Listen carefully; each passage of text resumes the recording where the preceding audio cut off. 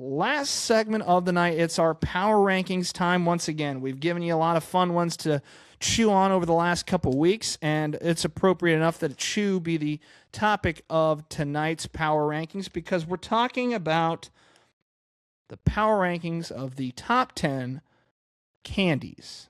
Yes, folks, we're talking candy on the Collins Janis show. And I know what a lot of you are saying. I don't eat candy. Candy's trash. I'm worried about my body. And this is like, shut up. We all put a candy bar down or something, or have a gum, or we eat a Skittles or some. We're all doing something. I hate the people that are holier than thou about like Little Debbie or dessert of any kind. I get it. We're all health freaks now, and I get it. There's a time and place for everything. I'm not sitting here saying you got to be gobbling down ho-hos and cream pies every 2 seconds here. But don't act like you're above it. I can't stand that. Those are the people that are like, I don't watch TV. What, do you think that makes you better than me? Screw you. I mean, whatever. But this comes on the back of the announcement this week that the M&Ms are going to be changing, dropping some colors from the rotation.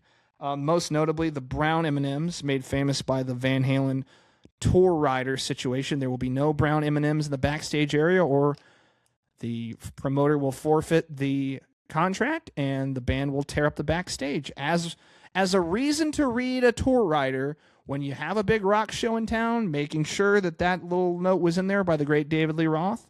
Now he gets his wish. There will be no more brown M&Ms, and there will be no more blue M&Ms. So I happened to grab myself a little red, white, and blue M&Ms pack to celebrate M&Ms, because I do love M&Ms. I've had an interesting relationship with M&Ms over the years. It's like, I took, like a lot of things, you take them for granted because they're just sitting there. But golly, I had some at the movie theater not too long ago. My mom brought me some. It was phenomenal. Love it.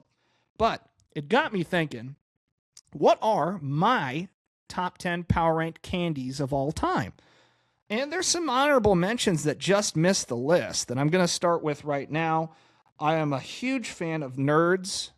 I love the Nerds ropes. In particular, I like the Nerds clusters. Those are phenomenal.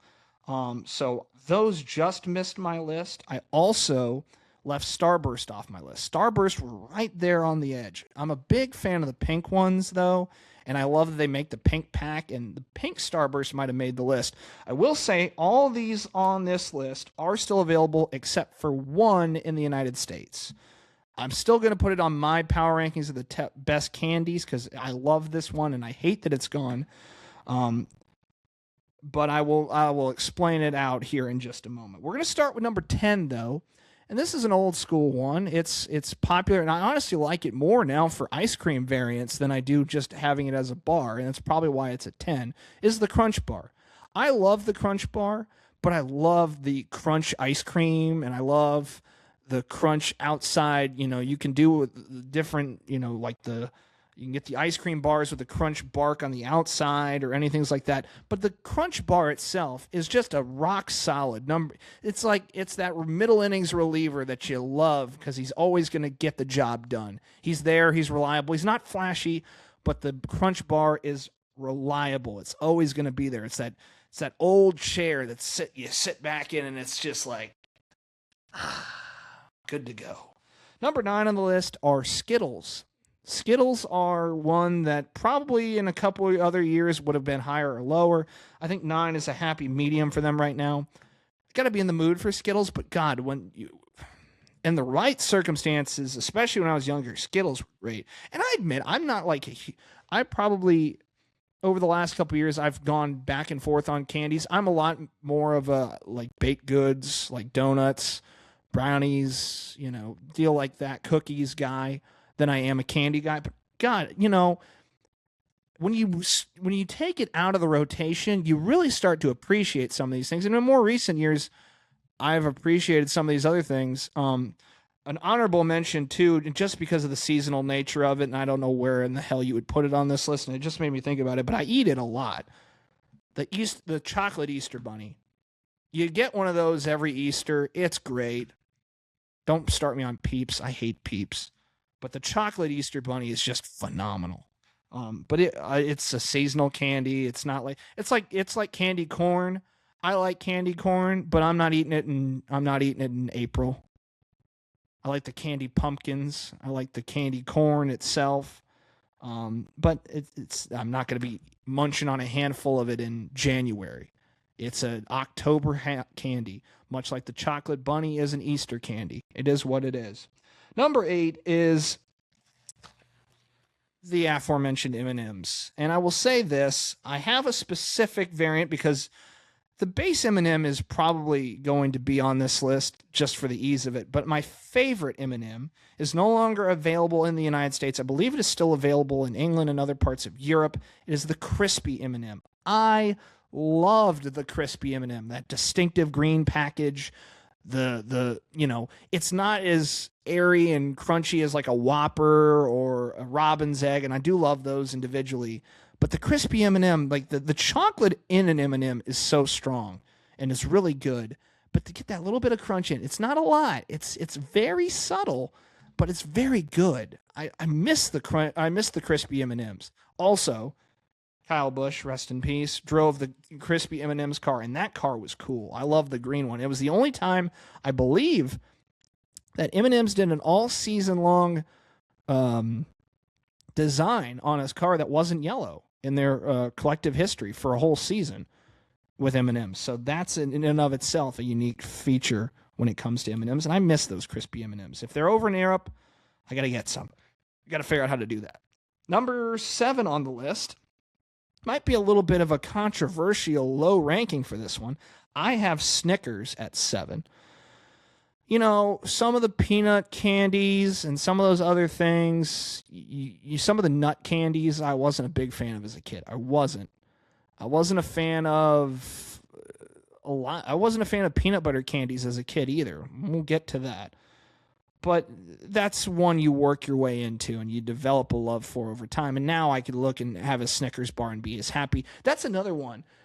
The ideal setting for a Snickers bar, honestly, is actually if you're like really hungry but you want something sweet, because that will pack a bit of a punch. Or if you get those like kind of, I don't know what size this is, maybe the bite, and it's a bite size Snickers or whatever, and you get them in like one of those candy dishes when you go to like a relative's house. I used to have relatives that would have that. I think my mom also did that at one point. She put out a little dish of them. That's the best when you get one of those. Number 6 on the list is the Three Musketeers. Now, the Three Musketeers base has always been a favorite. I loved the mint variant of the Three Musketeers, but for years this was my go-to candy bar for a long time. The Three Musketeers. My mom used to get these for me, and I have to tell you, my mom is probably the basis for a lot of what I still enjoy in candy and what I don't, because my mom's the only person that gives it to me. Like for Easter, you'll get something, or for Christmas in the stocking or something like that, you'll get candy. And I've done a good job over the years of eating what I want and basically saying, don't bring me this again. Thank you very much. It was a sweet and beautiful gesture, and I love you so much, Mom. But just I don't need that ever again. She's got it dialed in as to what she gives me. And now when I get it, it's like a welcomed, like, oh, I love this. It's phenomenal. And the Musketeers is just a reliable option. It's really good. Like I said, the mint variant, I haven't had it in years. I loved it as like a tween. That was a go-to for me. Number 5, this is where you're going to get annoyed. The base Hershey bar. It's a classic. I'm putting it at 5. It's so damn versatile. It's phenomenal in that regard. Yeah, I was having it on a s'more not too long ago, and I was just sitting there going, God, this is good. When you get those little, again, the snack size ones, or the ones at Halloween, you can put them. I would go for years, the last couple years of my life. Like, obviously, I'm not going trick-or-treating at 27 years old, but I enjoy the holiday. I love Halloween. I actually think it's a really fun holiday, and I don't really have a reason to get dressed up and go I'm not going trick-or-treating as an adult. And I don't really have a lot of it's not like adult party scene for Halloween per se. You can go get shit-faced at a bar any night of the week. You don't have to do it just on Halloween if you wanted to do such. But I do like the candy. I do like the festivities of it all. So I would go, and maybe this sounds lonely and sad, but I'd go buy one of those like $3 bags of assorted Hershey stuff. You get that, you get a couple other candies we're going to talk about in a big bag, and just have one bag and you have it for the month of October. And you have it with dessert. You're not sitting there just munching on them during your workday all day. I'm not trying to balloon up, but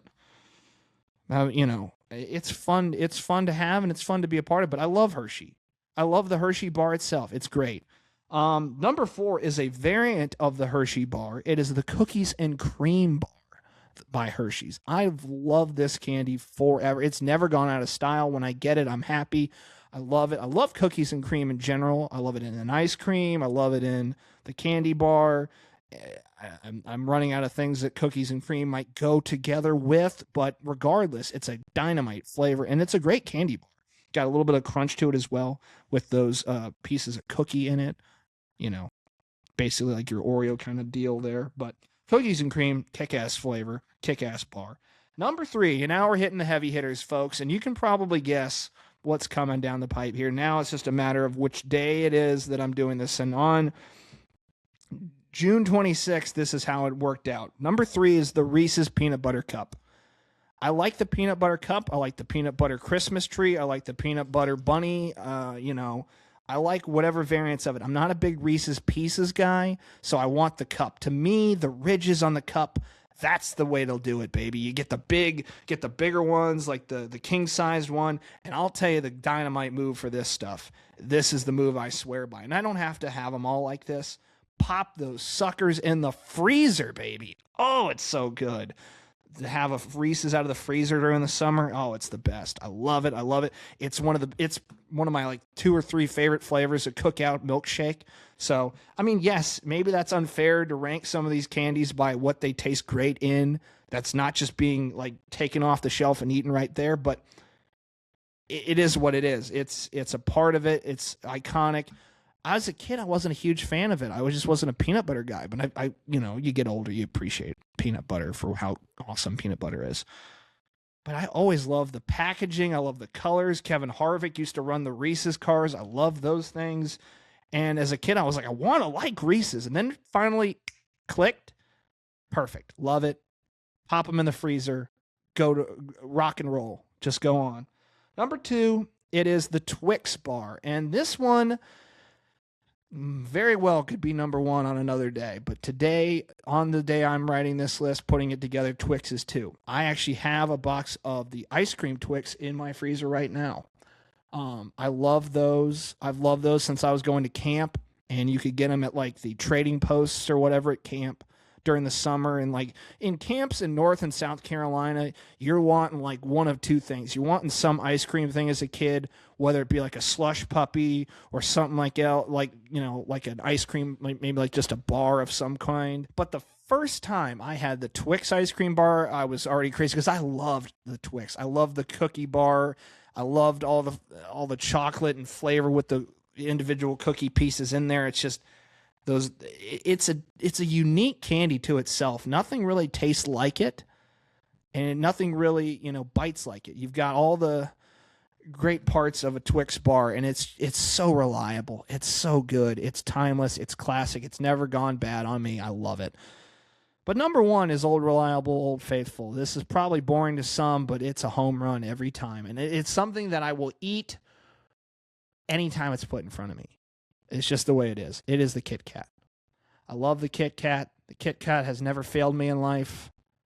Much like the Twix, much like those 2. They're infallible in my opinion.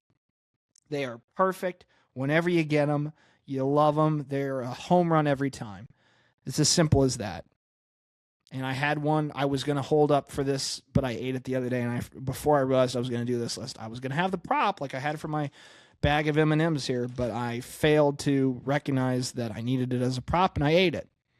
I think I had one like king-size bar or whatever from like a holiday or some shit, so it was phenomenal. Shout out to all the moms and parents out there that have given kids candy over the year, allowed us to make our decisions as candy buying adults or whatever else you want to say it. But because the announcement came down this week from M&M's that we're going to see the end of the blue, that's the big sad loss of them all. By the way, not a big peanut M&M's guy, never was. Like I said, that's one that I've never come around on. But I do love M&Ms. I miss the crispy M&Ms. I'm going to miss the blue M&M. Not going to really miss the brown one all that much because, as Van Halen pointed out, it's kind of lame. But it is great. It's a great candy. I think one year got them with my mom. I think got them for, it might have been for graduating high school. My mom, I think, got us ones with our faces on them. And weirdly enough, the more like candy print on there, like where the M is, the better some of those tasted. I don't know why or how that works out, but it worked out and it was true. They tasted better than just the regular. And I will gladly enjoy these red, white, and blue themed ones this weekend, this week, whichever. I love it. They're old, reliable. You may not eat a candy every day. You probably don't.